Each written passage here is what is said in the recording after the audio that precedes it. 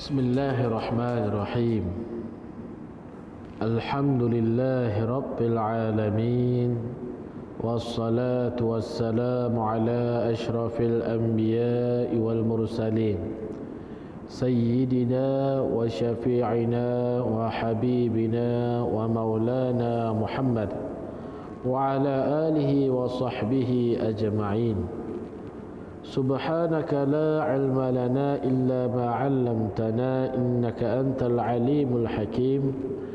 Allahumma salli ala sayyidina Muhammad al-fatih lima ughliq wal khatim lima sabaq wan nasir al-haqq bil haqq wal hadi ila siratikal mustaqim wa ala alihi wa ashabihi bihaqqi qadrihi wa miqdarihi al-azim.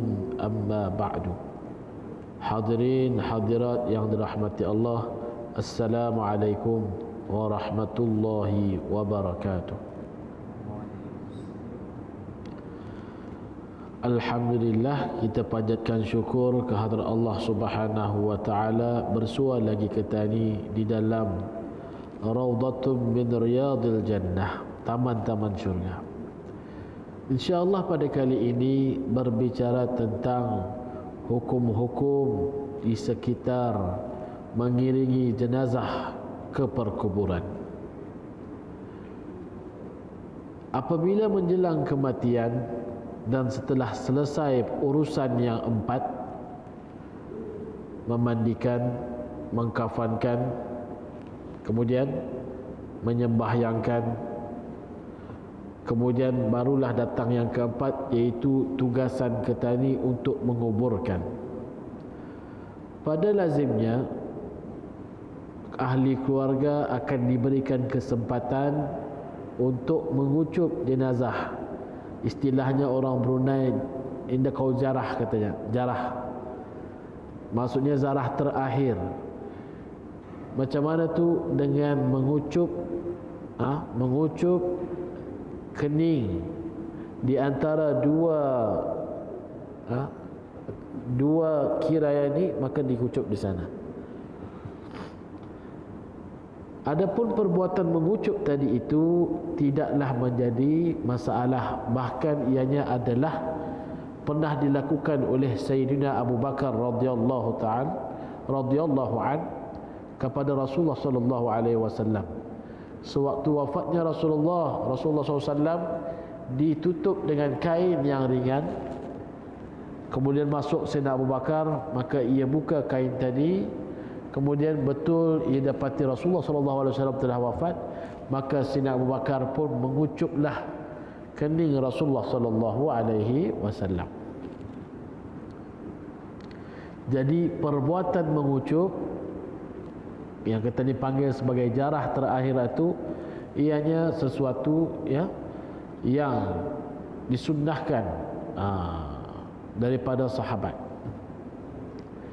Dan apabila setelah selesai ketani pun sudah jarah terakhir, maka barulah pada lazimnya, pada biasanya dimasukkan jenazah tadi ke dalam keranda.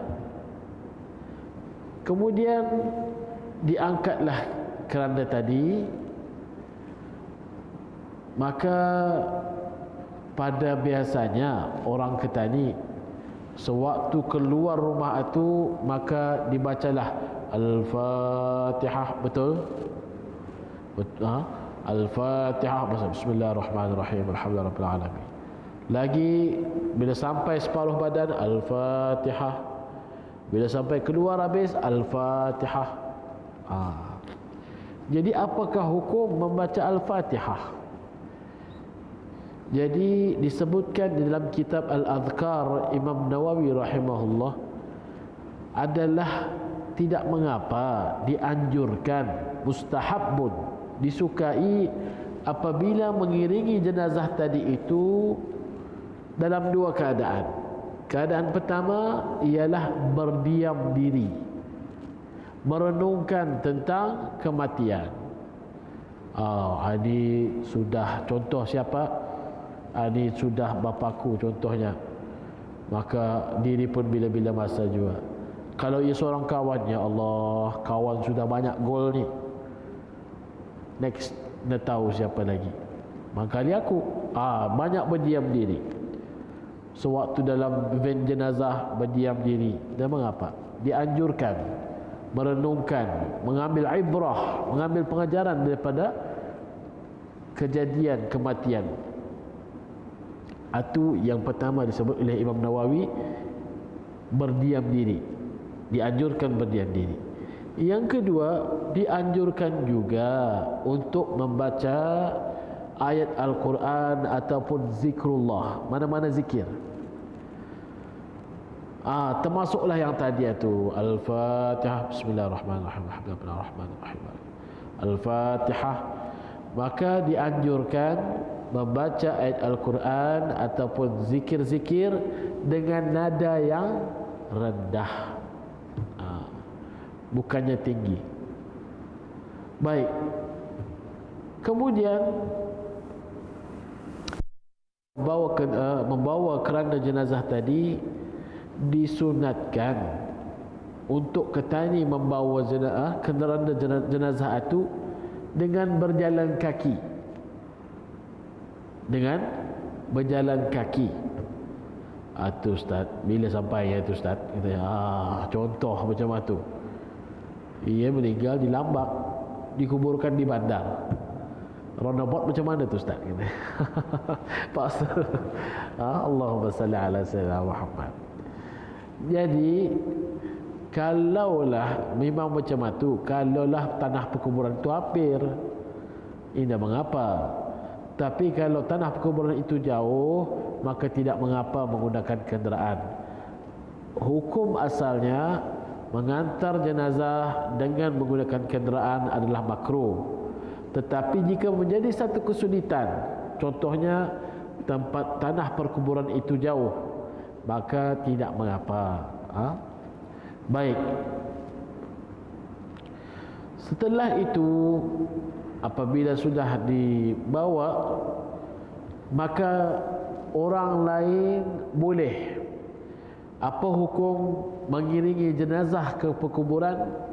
Maka hukumnya ialah sunnatun muakkadah bagi lelaki. Bagi lelaki, sunat yang dituntut. Sedangkan bagi perempuan, maka lihat keadaan. Ulama memberikan 3 syarat bagi perempuan, tidak termasuk isteri. Sekarang cerita isteri. Ini perempuan, contohnya ia punya sepupu, ia punya mama, ia punya sepupu kedua dan sebagainya lah. Yang penting perempuan, saudaranya, jirannya, kawannya perempuan. Maka disyaratkan 3 syarat. Nombor 1, jangan ia memakai pakaian yang menarik perhatian.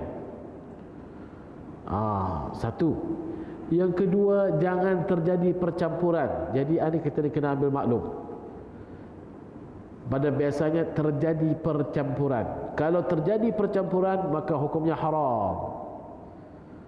Hukumnya haram. Tausik sana, tausik, tersangkir sana, tersangkir sini. Tapi kalau ini ada terjadi macam itu, tidak mengapa.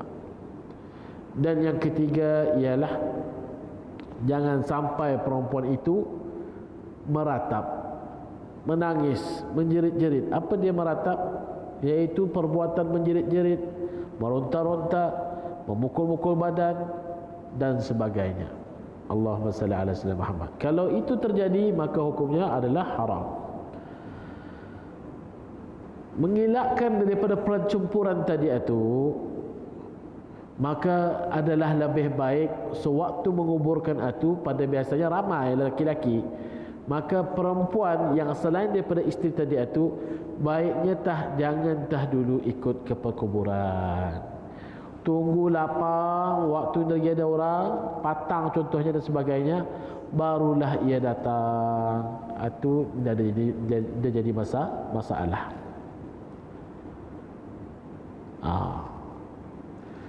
Kemudian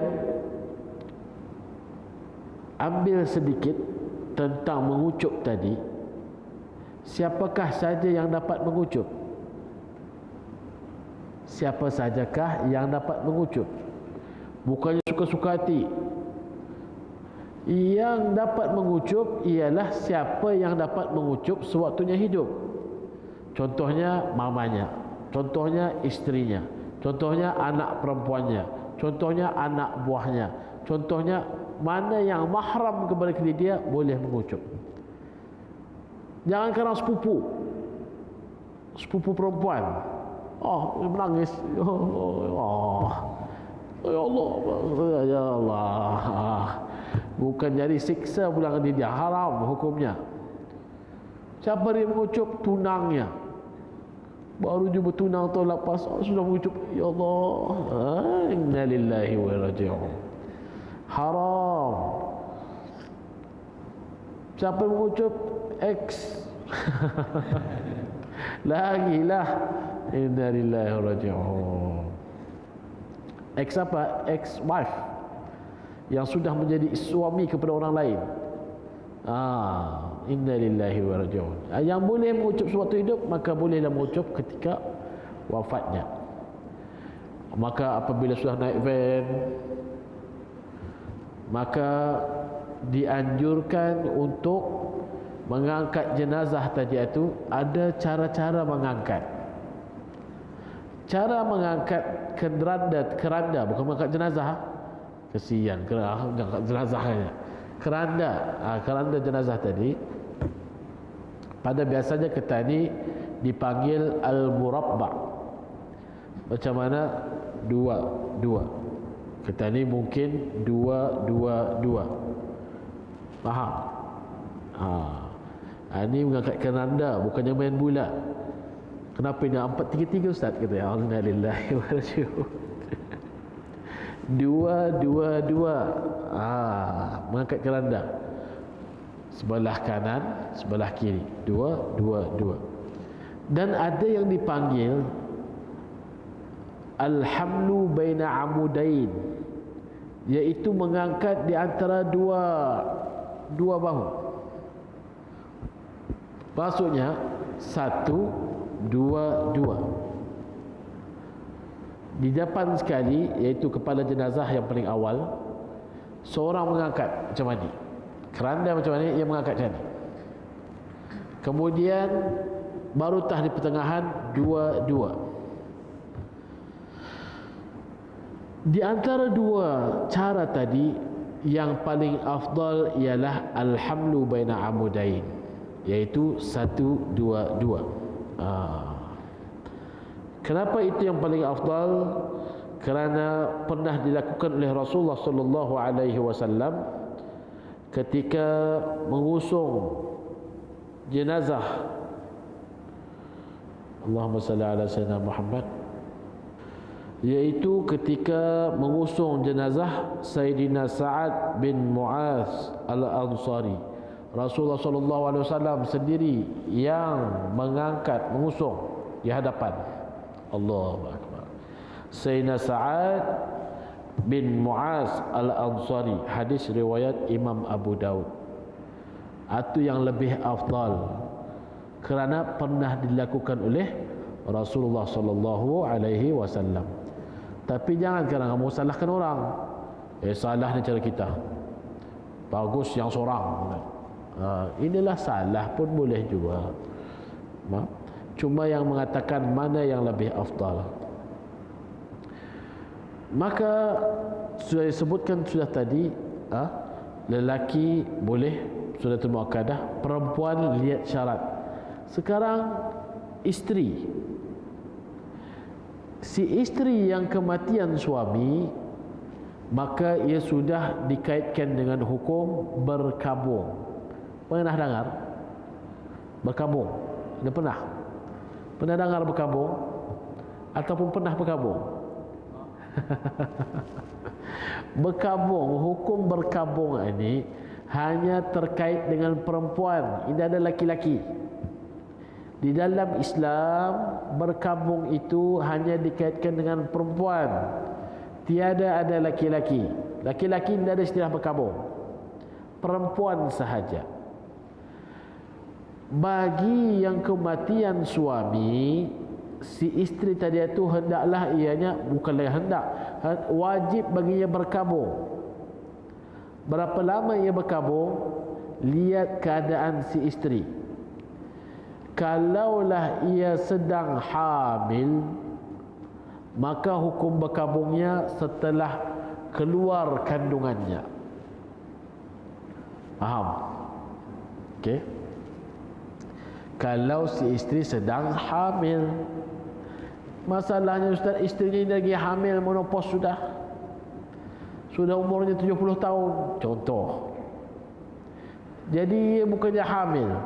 Jadi si isteri yang kematian suami, sedangkan ia bukan hamil, maka ia berkabung selama 4 bulan 10 hari. 4 bulan 10 hari. Contoh Nini lelaki meninggal, ni berkabung untuk kita ni hamil kita, astagfirullah ni katanya. Kenapa katanya? Contoh hamil kita. Jadi kalau ia bukan hamil, maka hendaklah ia berkabung 4 bulan 10 hari. Kalau ia seorang yang hamil, hendaklah ia berkabung. Lihat keadaan, boleh menjadi sekajap, hampir waktu sudah mati lakinya, alat 3 hari melahirkan, lepas 3 hari selesai berkabung. 3 hari. Baru juga hamil Ustaz, baru 2 bulan. Baru 2 bulan hamil, meninggal laki, maka 3, 4, 5, 6, 7, 8, 1, 2, 3, 4, 5, 6, 7 bulan dia berkabung. Apakah cara berkabung ini? Macam mana? Apa yang patut dilakukan? Antara yang patut dilakukan bagi wanita yang berkabung, antaranya ialah, nombor 1, jangan memakai pakaian yang terang. Ini semestinya hitam. Yang apa saja yang bukan yang terang, warna coklat, biru tua dan sebagainya, ataupun pakai pakaian yang menarik untuk menunjukkan kesedihan. Dilarang untuk bersolek-solek. Dilarang untuk memakai harum-haruman. Indahlah bermaksud sana tu mesti tahbidah, mesti busuk 4 bulan 10 hari dia mandi. Innalillahi wa inna ilaihi. Bukan macam itu. Pakai minyak harum itu tidak boleh. Mandi macam biasa. Kemudian diharamkan untuk berinai, berpacar. Diharamkan untuk memakai cincin ataupun gelang. Kemudian diharamkan untuk keluar rumah. Diharamkan untuk keluar rumah. Payah tu Ustaz. Apakah tujuannya? Kecuali ada 2. Kalau 2 perkara ni boleh keluar rumah. 1 ialah kewajipan. Apa? Aku bekerja Ustaz, mun aku datang kopes, payah tu Ustaz. Sudah pun aku sedih, kena buang kerja tu lagi garang lagi tu aku sedih katanya. Jadi itu dia dapat atau kewajipan agatah ke sekolah dan sebagainya. Habis sekarang kerja, balik, jangan lagi singgah-singgah. Aku shopping dulu kan. Tak dapat. Itu kerja, kewajipan, boleh.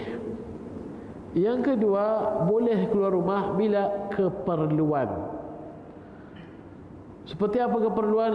Membeli barang makanan Ustaz, aku tahan-tahan di rumah tu, daripada aku yang mati di orang kedua, kata ini ada makanan.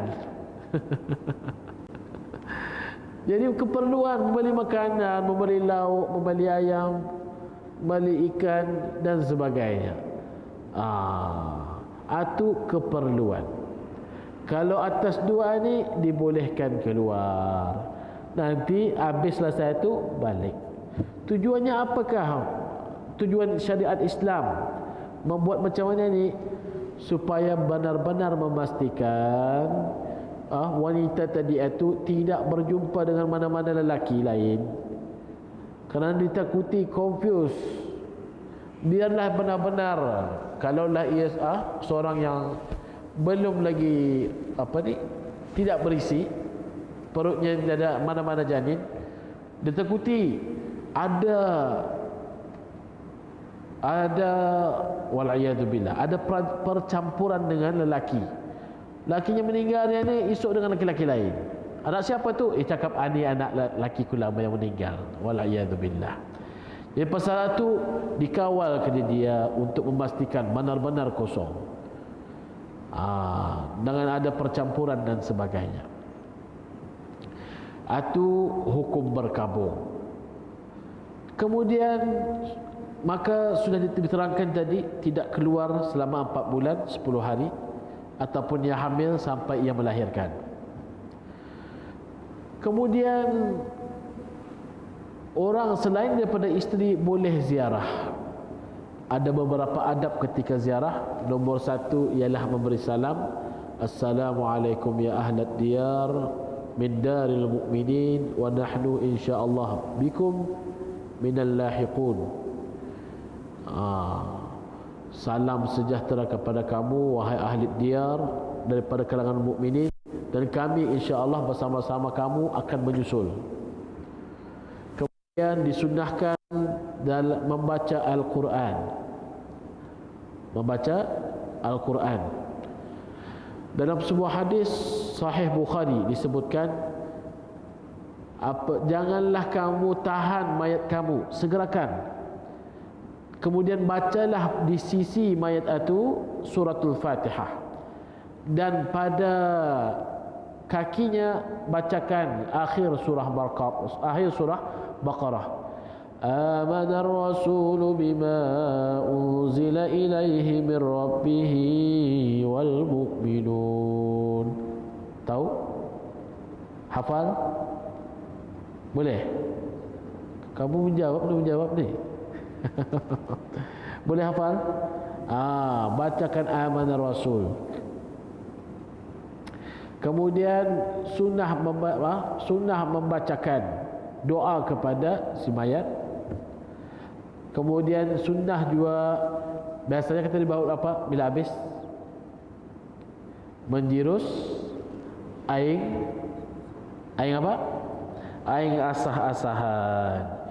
Jadi aing asah-asahan itu pun merupakan sunnah Rasulullah sallallahu alaihi wasallam, yaitu hadis yang diriwayatkan oleh Imam Ibnu Majah. Berkata Abi Rafi' radhiyallahu anhu berkata, Rasulullah sallallahu alaihi wasallam menyiram kubur si Sa'ad. Bila sudah disiram, lalu ia yang last aing itu direnjis-renjiskan di atas kuburnya. Jadi perbuatan menyiram air asah-asahan itu pun adalah sunnah Rasulullah sallallahu alaihi wasallam.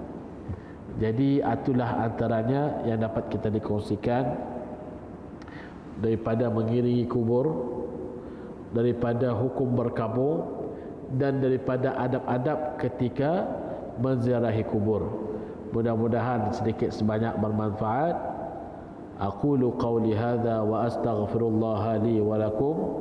Wassalamu alaikum warahmatullahi wabarakatuh.